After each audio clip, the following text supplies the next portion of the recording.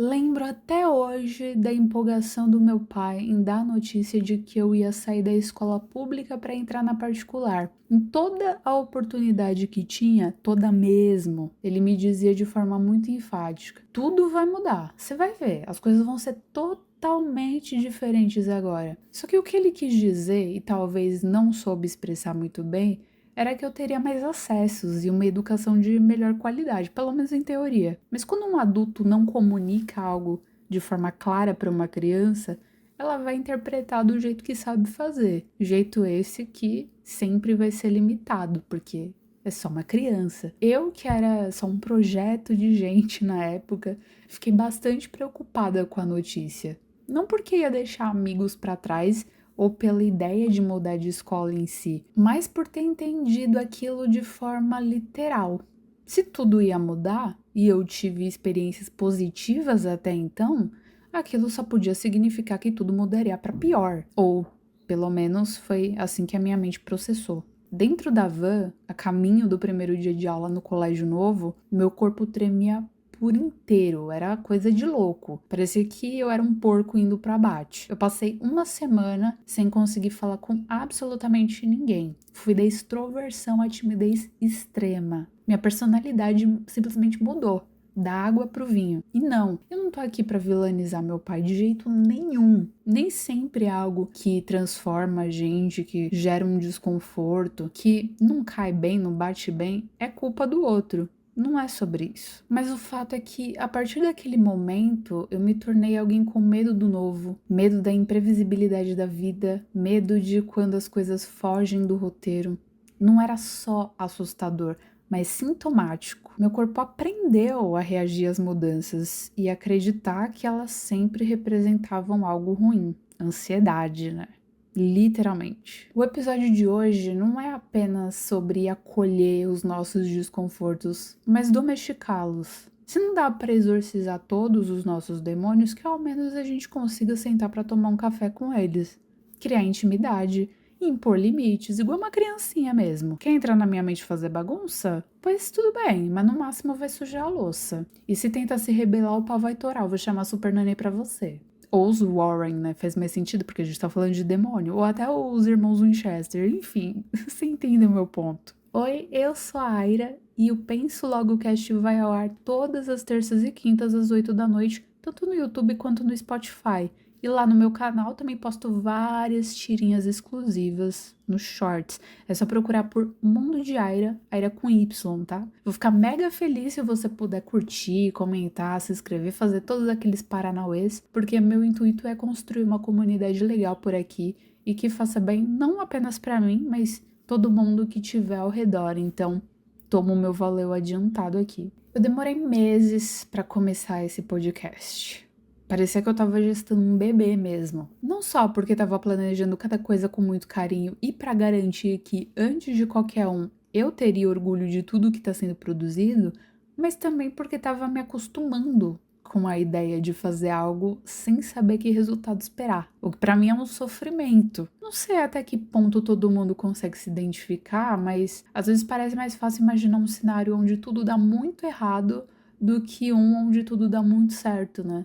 Na verdade, eu vou me corrigir. É fácil imaginar as duas coisas. Porque, por exemplo, não importa de onde viemos, quem somos ou o que fazemos, quem nunca se imaginou recebendo um Oscar, ganhando na Mega Sena ou concretizando qualquer outra coisa que sempre sonhou. O negócio é que existe um abismo entre entreter essas ideias e de fato dar crédito a elas, principalmente porque a gente adora racionalizar. Como é que eu vou ganhar um Oscar se eu não faço atuação? Eu só sou uma secretária aqui trabalhando no negócio, se eu sou um caixa de supermercado, se eu trabalho como jornalista. Como é que eu vou ganhar na Mega Sena se tem tanta concorrência? Se eu quero, mas eu não vou lá e aposto, se eu tenho dúvida de que número escolher, se parece ser obra do acaso? Como é que eu vou lançar um podcast se eu não tenho certeza se vai dar certo? Se eu não tenho certeza se a minha ideia é boa o suficiente? E por aí vai. Por mais verdadeiro que seja esse discurso de que a gente só vai saber se tentar, ele me parece tão efetivo quanto dizer para um fumante que cigarro dá câncer.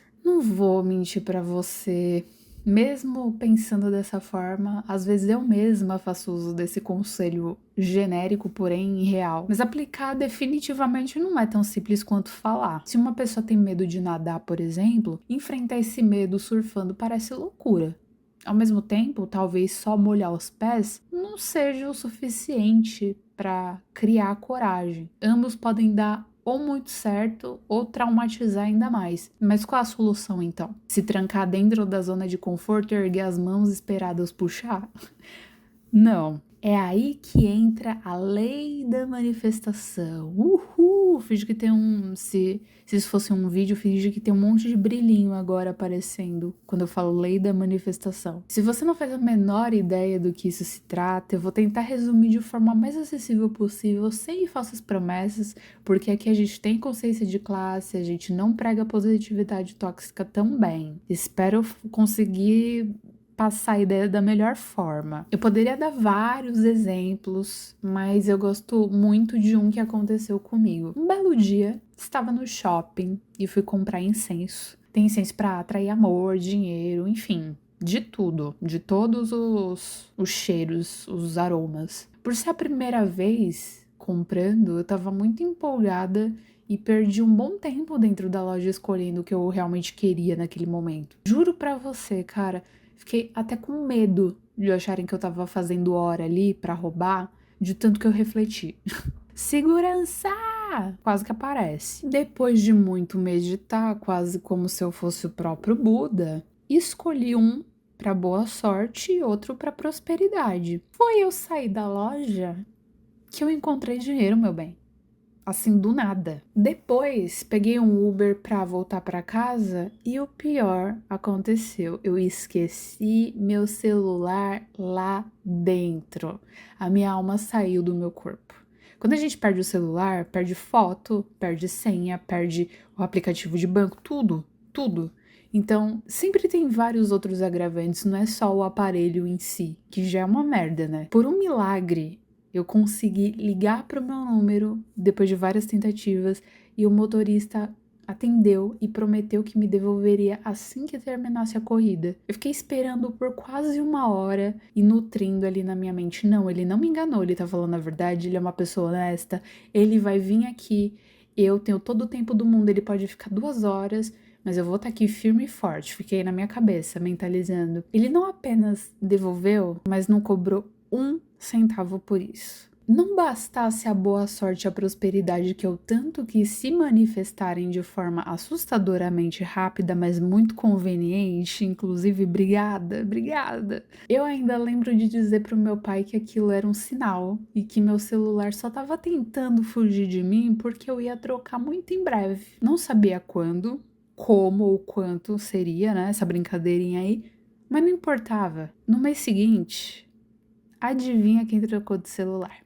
Não vou tentar te convencer que foi o Vincent que fez isso, até porque nem eu mesma acredito. Ele é só uma ferramenta que eu uso para me conectar com a espiritualidade, para amplificar a minha intenção, o meu pedido. O cheiro é agradável também, me faz bem e isso basta. Mas para mim a maior lição que essa história me trouxe é a de lembrar que as coisas que a gente deseja são possíveis independente das circunstâncias e de como elas se apresentam. Nem tudo precisa ter um desfecho dramático. Se a gente assumir que tudo vai dar errado e se entregar para a dúvida e para o medo, por que as coisas iam ser diferentes? Por que a vida ia ter que provar pra gente o contrário? E a lei da manifestação é exatamente sobre isso, confiar no fluxo da vida e se permitir ter esperança enquanto faz o que pode, mesmo podendo pouco, ou mesmo não podendo nada, porque às vezes a gente não consegue estar além da nossa capacidade. E aqui eu não tô falando de religião, não, tá? Porque as pessoas acreditam que fé e religião elas estão ligadas, mas não necessariamente, não se você não quiser. Eu mesma não tenho. Eu queria muito criar esse canal e compartilhar as minhas ideias, mas não queria que o medo de começar fosse um empecilho. Eu não queria que o fato de eu não aparecer fosse um empecilho. E só deu certo, só consegui colocar ele no ar porque eu encontrei um jeito confortável para fazer isso. Às vezes o primeiro passo para parar de ter medo de nadar, voltando àquele exemplo do começo, não é nem surfar, nem colocar o pé na água. É criar o hábito de contaminar no bom sentido, se é que tem bom sentido na palavra contaminar, mas aqui a gente vai usar pro bom sentido, contaminar a mente com a ideia. Então, ver vídeos, ler, assistir uma aula de natação sem necessariamente participar, se acostumar mesmo, entrar em contato com esse universo e ir desmistificando as noias. Se a sua vontade é comprar algo específico, mas ainda não tem dinheiro, não se apega só ao que você não tem. Cara, viver sem esperança é ser um zumbi, né? Não acreditar que as coisas podem melhorar, que as coisas que a gente quer podem chegar até a gente, não faz nem sentido. Então alimenta esse sonho, entra no site, coloca no carrinho, só para simular a compra, sabe? Vê umas reviews, coloca de papel de parede no celular. A gente precisa parar de subestimar a vida, parar de querer saber como as coisas vão se concretizar, como se existisse só um meio de conseguir. A gente é limitado, de fato, mas a vida não. E não importa o tamanho disso, não importa o que seja, porque nem tudo se resolve com lógica. E aí fica o conselho aqui também.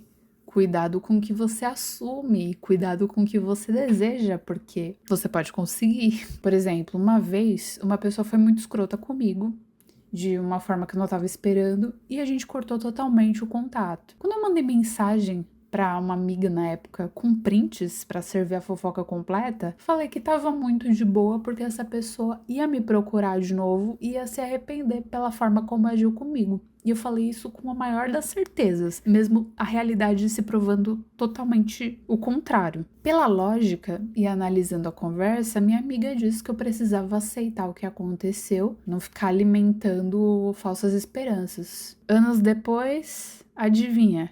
Pois é. Essa pessoa pediu perdão. Apesar da reaproximação não ter sido uma boa ideia definitivamente, o que eu nutri se manifestou. É disso que eu tô falando. Uma coisa que me ajuda a não desistir das minhas ideias e não cair na armadilha de me auto-sabotar é escrever o que eu quero que aconteça. Não o que eu não quero que aconteça. Não do que eu tenho medo. Então, de novo usando o exemplo de nadar, não é pedir para não ter medo de nadar. É agradecer por gostar de nadar, por saber nadar, por se sentir confortável na água. Eu tenho um caderno só para isso, inclusive. E quando dá certo, quando as coisas finalmente se realizam, eu faço até um check e ainda coloco um carimbinho em cima, que é para aumentar essa sensação de satisfação, rever tudo no fim do ano e pensar: caralho, olha quanto motivo para ser grata eu tenho. Eu não tenho só um caderno e um sonho, é lógico. Eu trabalho, eu faço terapia, eu faço, de novo, tudo que tá dentro do meu alcance, tudo o que é possível, né? Falando do canal especificamente, crio os conteúdos com antecedência para me certificar de que vou honrar a minha parte. E peguei o hábito de ler todos os dias esse caderno, quase como se fosse um mantra, uma oração, uma meditação. Você escolhe do que quer chamar. É uma forma também de colocar na cabeça que a gente não precisa ser mendigo da vida. Você não tá aqui pra barganhar pelo que você quer. Se você é uma pessoa de caráter, já merece. Já é o suficiente. Aceita que você merece, aceita que você pode, aceita que vem. Como se fosse uma encomenda que você já comprou. Você não sabe quando vai chegar, você não tem o rastreio, mas viva com a certeza de que é seu, que o que é seu vai te encontrar. E alimenta isso todo dia. Ainda tenho medo sim, viu? E muito, vários. Mas eu aprendi a lidar um pouquinho melhor com eles quando passei a parar de fingir que um dia eles vão embora de forma permanente. O medo é uma emoção. Tá aqui para me comunicar algo e eu preciso ouvir, mesmo quando a conversa não é agradável. Eu desejo sinceramente que esse episódio possa ter te ajudado a diminuir, ao menos um pouco, o tamanho dos seus medos. Fica bem, viu? Um beijo e até a próxima!